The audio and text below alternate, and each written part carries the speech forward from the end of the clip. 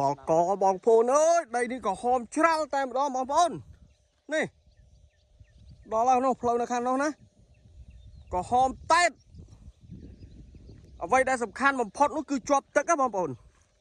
ទឹកនឹងអត់រីងទេណាមានទាំងទឹកស្រះមានទាំងទឹកអូពីមុនម្ចាស់ដីដាំម្រេច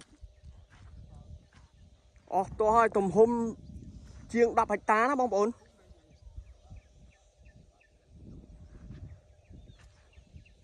តម្លៃសមរម្យបងប្អូនអូយតម្លៃ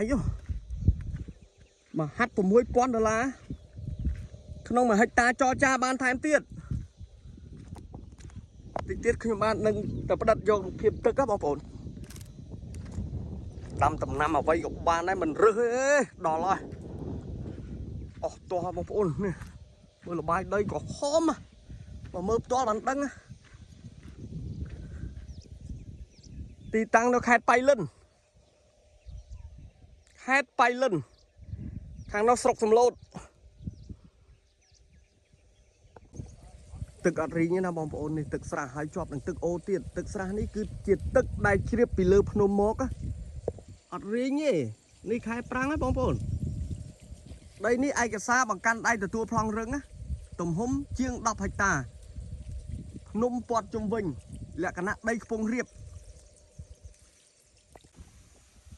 បាទហ្នឹងហើយបងប្អូននេះទិដ្ឋភាពទឹកណាដែលហូរជ្រាបពីលើភ្នំមកអត់រីងទេបងប្អូនសូមបញ្ជាក់មានទាំងរោងទៀតបងប្អូនរោងក៏ដូចជាផ្ទះ